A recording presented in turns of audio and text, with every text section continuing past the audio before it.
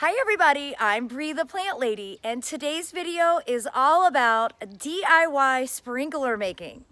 Now we've had these awesome PVC contraptions and have used them basically as our sole source for irrigating our 1-acre garden for about a decade now. And every time people visit, they always inquire like, how did you make this? Where does it come from? How can I get one? So today, David is busy making a few, and we thought it would be fun to share this process with all of you so that you can also enjoy the world's best sprinkler. So here David is in his special work zone that he's been really busy putting Chapel Hill grit down. I have. I think everyone will appreciate and notice that. Yeah.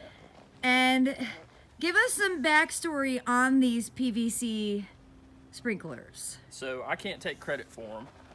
It was one of my former co-workers who retired, Jack Boyce. He designed them as an engineering project when he was going to engineering school at NC State. And he gave them to us to try them out, and they've worked great. They're PVC, so they're super lightweight. They fill up with water before they start sprinkling, so they don't flip over or tilt or anything. And they're not metal, so there's no rust that's going to build up and clog the sprinkler head. And you've basically gone through, and let me show over here, you've marked the different pieces. Yes. So you've measured everything. Yes, I measured everything. This one broke. We left it full of water. It had this turn up, so I'm gonna have, instead of this 45, I'm just gonna have it go straight out.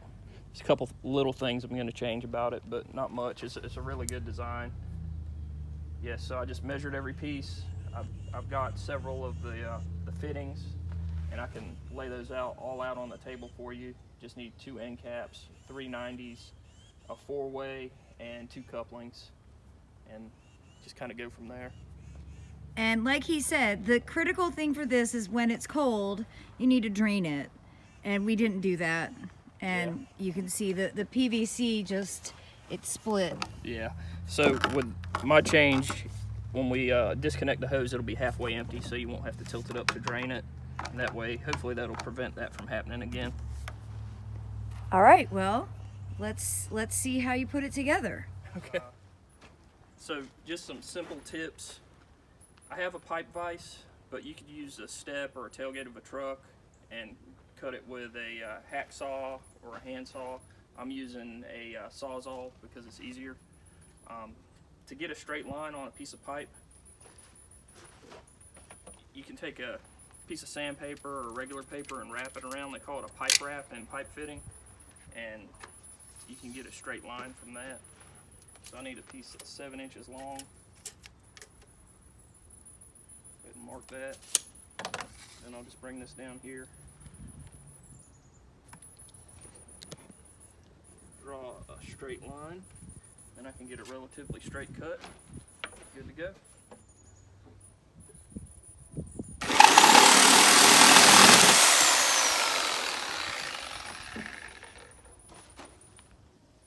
That's my favorite tool. I've only used it once, but I made it count by cutting a hole in the wall next door. Yeah.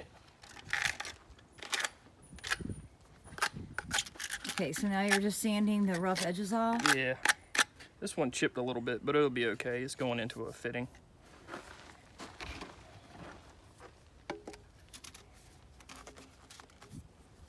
All right, and I'm just building out the base.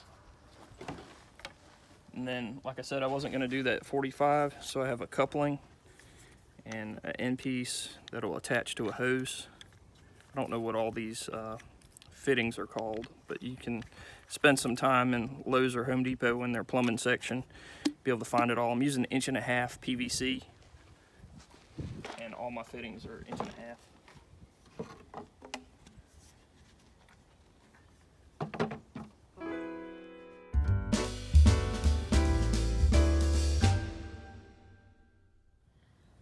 I can't believe how not complicated this is.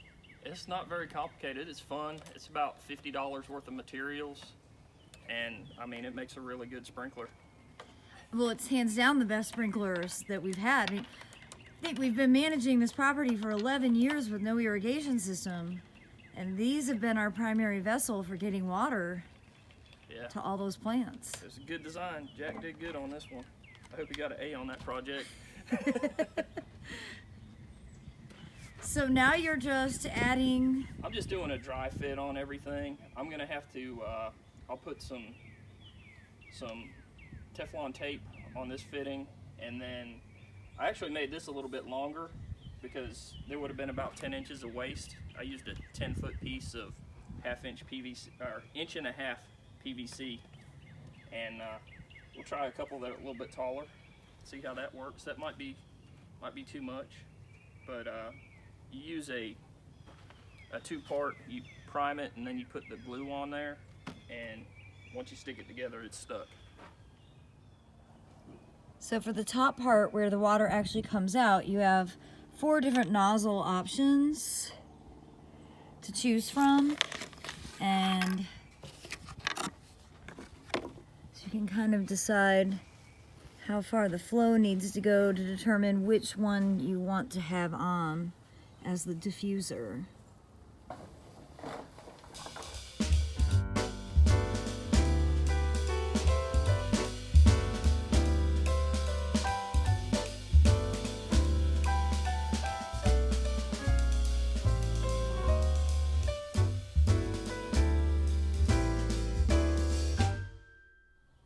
So I'm gonna use Teflon tape on these fittings. So Teflon tape just gets in the threads and creates a seal on your threaded connection, but you can put Teflon tape on backwards. If you you want it to roll with the threads as if you were threading it in, and if you were to do it the other way, when you go to thread it in, it'll actually bundle up. And I'm left-handed, so it takes me a second with this.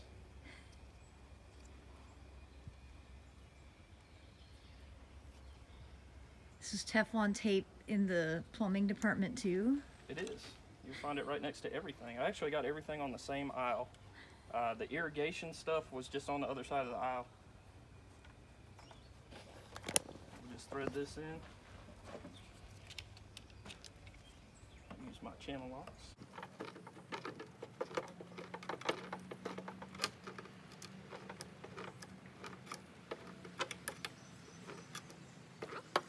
Don't want to get crazy with it, just let it snug up a little bit.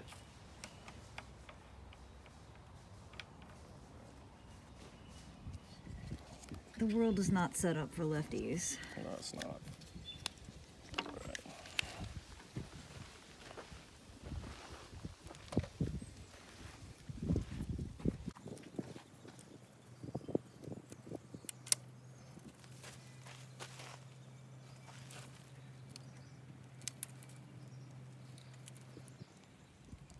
So of course, with how it works, it's like any other sprinkler. You have this thing that you can then orient to spray in a certain direction, or you can lift it up and it'll go around in circles to get 360 degrees. Yeah. And I'm really impressed with how quickly you were able to build this, David. Well, thank you. I definitely hope people will be inspired to try making this on their own, because this really has been the best sprinkler that I've ever used. And like I said, we don't have irrigation, so in the summer these get used every single day. Yeah, it's pretty awesome. We'll have to test it out. Yeah, how long does this need to dry? It should be dry. Oh, all right, so Yeah. we're gonna go test it out right now. Okay, so we have the final test. He is hooking it up. And like David mentioned, the great thing about this design is the entire base fills with water, so it's super stable. It does not flop over with wind or water pressure fluctuations. And this is a little bit taller than our other ones, but I think that's great because it gets over all the plants, so then it just waters everything. This is, you know, sort of the answer for watering in mass. All right, I'm gonna turn it on. It's gonna take a second to fill up.